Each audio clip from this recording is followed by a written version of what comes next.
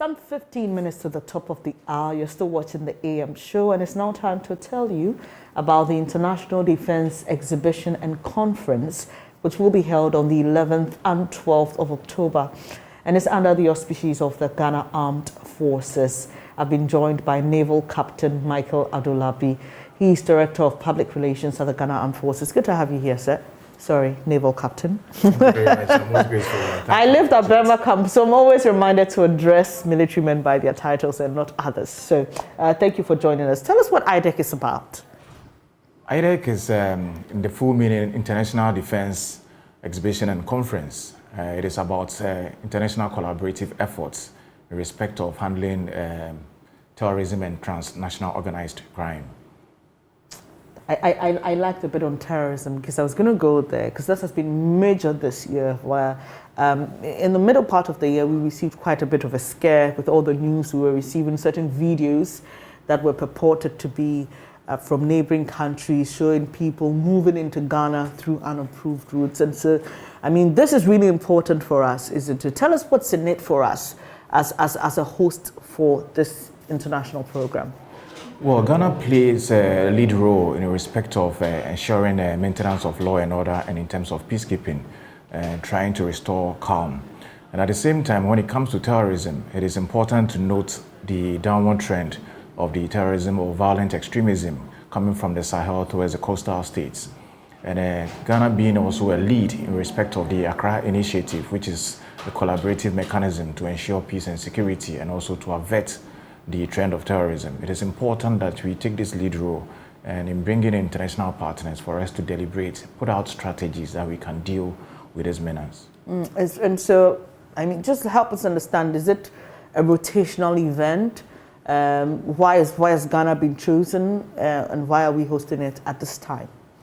Well, it is not a rotational event. Ghana Armed Forces for the past years, we started with this Coastal Maritime and African Surveillance Maritime Conference in 2014. Then we moved on to the International Maritime Defense Exhibition, which later included the Air Force. The Army also has hosted this armored vehicles and future fires conference before. So we already have that sort of expertise in terms of handling such international conferences. And therefore, we have continued to play that lead role, and therefore we took it upon ourselves that we could host it in conjunction with Great Minds Events and also the Gulf of Guinea Maritime Institute to host one of a bigger magnitude that involves the Army, Navy, and Air Force to deal with a particular subject which is of concern to us, which is terrorism. Great. What's the program like? Because now you talk about armored vehicles, I'm imagining that we will see a display of what the military has. Tell us basically what the program outline will be like and what events will take place.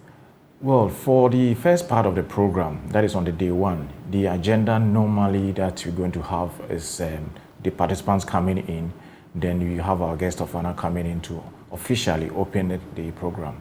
Then we start with the presentations. The first one is based on the theme itself, that is strengthening international collaboration in combating terrorism and transnational organized crime. There's a presentation on that.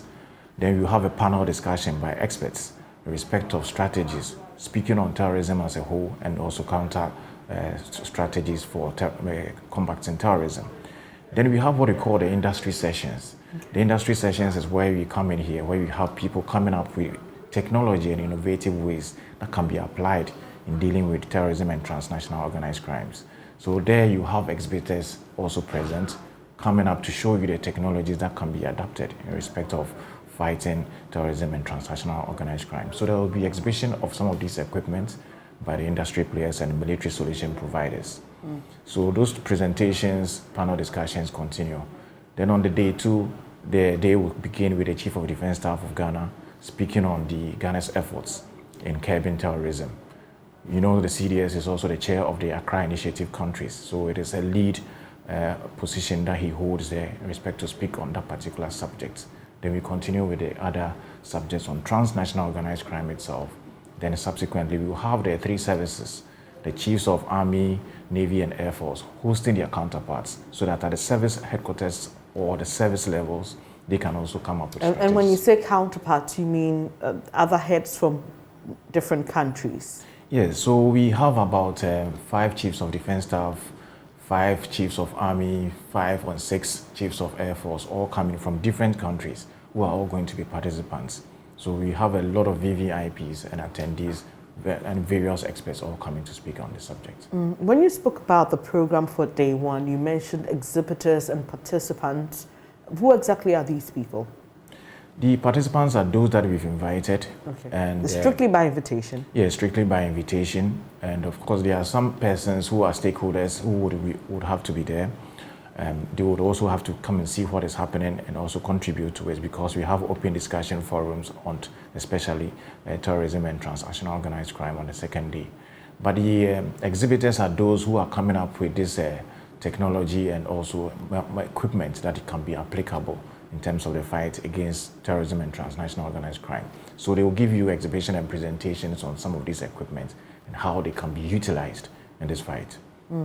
So we've spoken about why it's important to organize this program. You've told us how it's going to pan out. But what are your expected outcomes and your objectives? First, the objective is that when you have in-person discussions to strategize on dealing with something like terrorism and transnational organized crime, these are areas in terms of security that transcends borders, and therefore unilaterally you cannot do it alone, and therefore you need your partners and other stakeholders in other countries to be involved. So when you are able to get them at a table as a sitting, you are able to break those barriers that you have to have in terms of communication on phone. But in person speaking, you are able to strategize.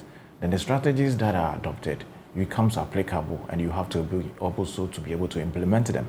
So that is one of the main objectives, and the expected outcomes is that the strategies will be implemented going forward.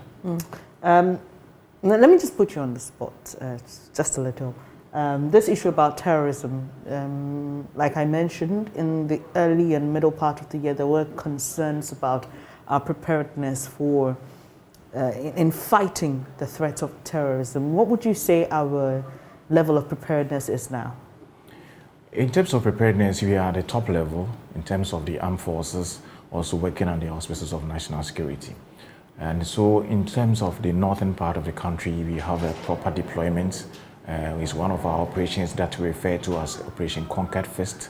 And the persons have been resourced with the modern equipment to be able to handle such infiltration at a particular point. So we are on watch at our borders, and we are not sleeping, we are working day and night to ensure that we don't get that scourge of terrorism coming in the country. Apart from that, we are also collaborating a lot with our other neighboring countries in terms of picking up leads and information, sharing information, so that we may be able to deal with any person who infiltrates at any point in time. And we'll be wrapping up briefly, but there's also Operation See Something, Say Something. There are those who have said that it's just been mere rhetoric, and that, I mean, you're the military, you don't necessarily engage with civilians. Your job is to defend the nation as the police that deals with civilians. But how are you incorporating that part of the fight against terrorism, Operation See Something, Say Something? Well, we engage with the people on the ground. It's part of the job that we do in terms of sensitization, especially the border communities, as to what they should look out for. Suspicious movements, suspicious activities. So what exactly do you tell them? That's been the challenge of critics. They say, you just say suspicious elements, but have you broken it down to them? What exactly are the fine details when you go to speak to these people? You know, the See Something, Say Something campaign, the National Security came up with a sort of a booklet in terms of what you have to look out for. For instance, I'll just give you a few examples. You have maybe a facility close by your house and you don't know what happens there. You have to be observant. And if you notice suspicious movements at certain times of the day, the people coming there, they don't communicate with you. They are either speaking on phone, engaging some people. There are occasions you see somebody coming here, maybe an unauthorized or a security zone, somebody trying to take pictures when the person is not authorized. These are things that you should report. And we have people on the ground who report some of these things, and the actions are taken quickly. So those things are bearing fruit. So, I mean, from your point as the PR of the Ghana Armed Forces, your men are engaging in teaching these things to people around border communities? Yes, because you have to work with them, because some of them are very, very conversant with movements along their communities. And if you do not engage them, they might see something in their communities, they wouldn't even communicate with you. So on the ground, we have people who communicate with them on a daily basis, part of the sensitization, and they are also giving you vital information that you can use for your operations. Run us through the theme of the event again. Strengthening international collaboration in combating terrorism and transnational organized crime. Thank you so much for your time here this morning. Thank you so much. I'm grateful. And that is Naval Captain, right? Yes, please. Abdul Labi there, telling us more about the IDEC program, which will be happening on the 11th and 12th of October. He's the PR of the Ghana Armed Forces, and he's just been giving us details and also, talking briefly about the country's preparedness to deal with the threats of terrorism. That'll be all for this, today's program. Thank you so much for joining us. Apologies we couldn't get interactive, but on Facebook and Twitter, we are Joy News on TV. Leave your comments, send us a message, and we'll be glad to get back to you if need be and to share your thoughts also with the rest of the world. But from Benjamin, the team, and myself, a very good morning to you once again. Enjoy the rest of your day. Do stay. News Desk is up next.